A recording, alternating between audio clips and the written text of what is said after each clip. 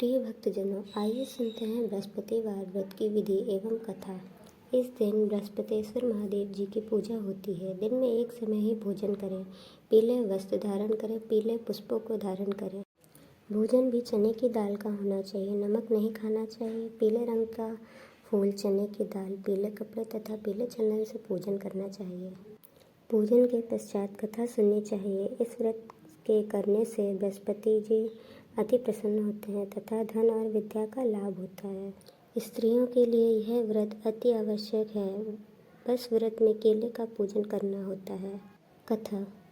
किसी गांव में एक साहूकार रहता था, जिसके घर में अन्न, वस्त्र और धन की कोई कमी नहीं थी, परंतु उसकी स्त्री बड़ी ही कृपण थी।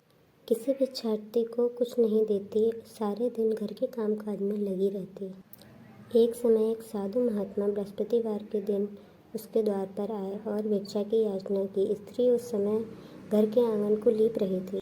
इस कारण साधु महाराज से कहने लगी कि महाराज, इस समय तो मैं घर लीप रही हूँ, आपको कुछ नहीं दे सकती, फिर किसी अवकाश के समय आना। साधु महात्मा खाली हाथ चले गए। कुछ दिन पश्चात वही साधु महाराज आए, उसी तरह भिक्षा मांगी। साहूकारनी उस समय लड़के को खिला रही थी।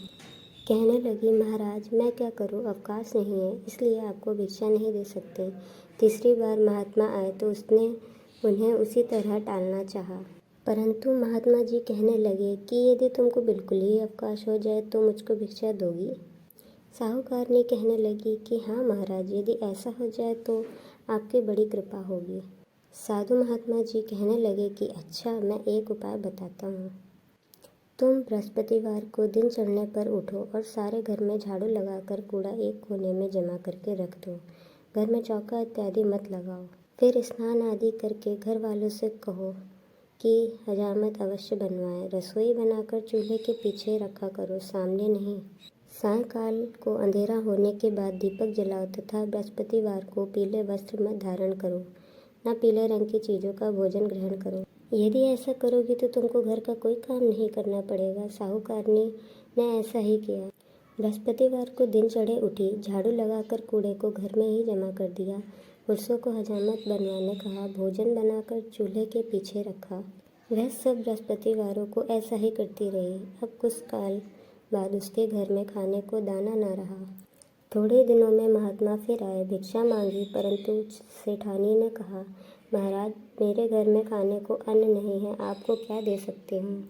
तब महात्मा कहने लगे कि जब तुम्हारे पास सब कुछ था तब भी तुम मुझे कुछ नहीं देती थी, अब पूरा पूरा अवकाश है, तुम तब भी मुझे कुछ नहीं दे रही हो। तुम क्या चाहती हो वह कहो।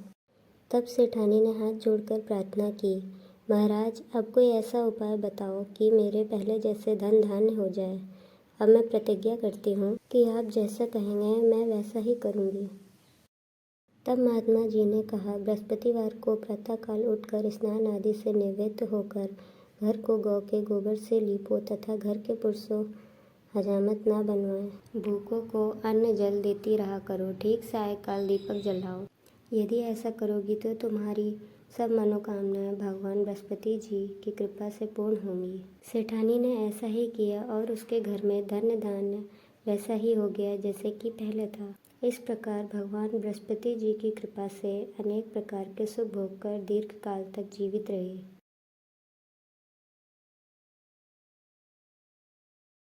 प्रिय भक्तजनों, आइए अब सुनते हैं बृहस्पतिवार की दूसरी कथा। एक दिन इंद्र बड़े अहंकार से अपने सिंहासन पर बैठे थे और बहुत से देवता, ऋषि, गंधर्व, किन्नर आदि सभा में उपस्थित थे। जिस समय बृहस्पति जी वहाँ पर आए तो सबके सब उनके सम्मान के लिए खड़े हो गए, परंतु इंद्र गर्व के मारे खड़ा न हुआ। यद्यपि वह सदैव उनके आदर किया करता था, बृहस्पति जी का अनादर समझते हुए वह वहाँ से उठकर चले गए। तब इंद्र को बड़ा शोक हुआ कि देखो, मैंने गुरु जी का अनादर कर दिया, मुझसे बड़ी भारी भूल हो गई। गुरु जी के आशीर्वाद से ही मुझको यह वैभव मिला है। उनके क्रोध से सब नष्ट हो जाएगा, इसलिए उनके पास जाकर उनसे क्षमा मांगनी चाहिए, जिससे उनका क्रोध शांत हो जाए और मेरा कल्याण हो। ऐसा विचार कर इंद्र उनके स्थान पर गए। जब बृहस्पति जी ने अपने योग बल से यह जान लिया कि इंद्र क्षमा मांगने के लिए यहाँ आ रहा है, तब क्रोधवश उससे भेंट करना उचित न समझकर अंतर्ध्यान हो गए। जब इंद्र ने बृहस्पति जी को घर पर न देखा, तब निराश होकर लौट आए। जब दैत्यों के राजा वृषवर्मा को यह समाचार विदित हुआ, तो उसने गुरु शुक्राचार्य की आज्ञा से इंद्रपुरी को चारों तरफ से घेर लिया। गुरु की कृपा न होने के कारण देवता हारने व मार खाने लगे। तब उन्होंने ब्रह्मा जी को विनयपूर्वक सब वृतांत सुनाया और कहने लगे कि महाराज, दैत्यों से किसी प्रकार बचाइए। तब ब्रह्मा जी कहने लगे कि तुमने बड़ा अपराध किया है, जो गुरुदेव को क्रोधित किया।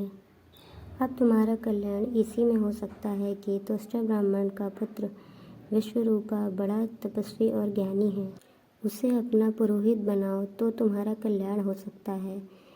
यह वचन सुनते ही इंद्र त्वष्टा के पास गए और बड़े विनीत भाव से त्वष्टा से कहने लगे कि आप हमारे पुरोहित बनिए, जिससे हमारा कल्याण हो। तब त्वष्टा ने उत्तर दिया कि पुरोहित बनने से तपोबल घट जाता है, परंतु तुम बहुत विनती करते हो, इसलिए मेरा पुत्र विश्वरूपा पुरोहित बनकर तुम्हारी रक्षा करेगा। विश्वरूपा ने पिता की आज्ञा से पुरोहित बनकर ऐसा यत्न किया कि हरि इच्छा से इंद्र वृषवर्मा को युद्ध में जीतकर अपने इंद्रासन पर स्थित हुआ। विश्वरूपा के 3 मुख थे। एक मुख से वह सोमपल्ली लता का रस निकाल पीते थे, दूसरे मुख से वह मदिरा पीते और तीसरे मुख से अन्न आदि भोजन करते। इंद्र ने कुछ दिन उपरांत कहा कि मैं आपकी कृपा से यज्ञ करना चाहता हूँ। जब विश्वरूपा के आज्ञा अनुसार यज्ञ प्रारंभ हो गया, तब एक दैत्य ने विश्वरूपा से कहा कि तुम्हारी माता दैत्य की कन्या है, इस कारण हमारे कल्याण के निमित्त एक आहुति दैत्यों के नाम पर भी दे दीजिए तो अति उत्तम होगा। विश्वरूपा उस दैत्य का कहा मानकर आहुति देते समय दैत्य नाम भी धीरे धीरे से लेने लगे। इसी कारण यज्ञ करने से देवताओं का तेज नहीं बढ़ा। इंद्र ने यह वृत्तांत जानते ही क्रोधित होकर विश्वरूपा के 3 सिर काट डाले। मद्यपान करने से भंवरा, सोमपल्ली पीने से कबूतर और अन्न खाने के मुख से तीतर बना। विश्वरूपा के मरते ही इंद्र का स्वरूप ब्रह्म हत्या के प्रभाव से बदल गया। देवताओं के 1 वर्ष पश्चाताप करने पर भी ब्रह्म हत्या का वह पाप न छूटा, तो सब देवताओं के प्रार्थना करने पर ब्रह्म जी बृहस्पति जी के सहित वहाँ गए। उस ब्रह्म हत्या के 4 भाग किए, उनसे 1 भाग पृथ्वी को दिया। इस कारण कहीं कहीं धरती ऊंची नीची और बीज बोने लायक भी नहीं है। साथ ही ब्रह्मा जी ने यह वरदान दिया, जहाँ पृथ्वी में गड्ढा होगा वह कुछ समय पाकर स्वयं ही बढ़ जाएगा। दूसरा, वृक्षों को दिया, जिससे उनमें गोंद बनकर बहता है। इस कारण गूगल के अतिरिक्त सब गोंद अशुद्ध समझे जाते हैं। वृक्षों को यह वरदान दिया कि ऊपर से सूख जाने पर जड़ फिर से फूट जाती है। तीसरा भाग स्त्रियों को दिया। इसी कारण स्त्रियां हर महीने रजस्वला होकर पहले दिन चांडालिनी, दूसरे दिन ब्रह्मघातिनी, तीसरे दिन धोबिन के समान रहकर चौथे दिन शुद्ध हो जाती हैं और संतान प्राप्ति का उनको वरदान दिया। चौथा भाग जल को दिया, जिससे फेन और शिवाल आदि जल के ऊपर आ जाते हैं। जल को यह वरदान मिला कि जिस चीज़ में डाला जाएगा वह बोझ में बढ़ जाएगा। इस प्रकार इंद्र को ब्रह्म हत्या के पाप से मुक्त किया। जो मनुष्य इस कथा को पढ़ता या सुनता है, उनके सब पाप बृहस्पति जी महाराज की कृपा से नष्ट होते हैं।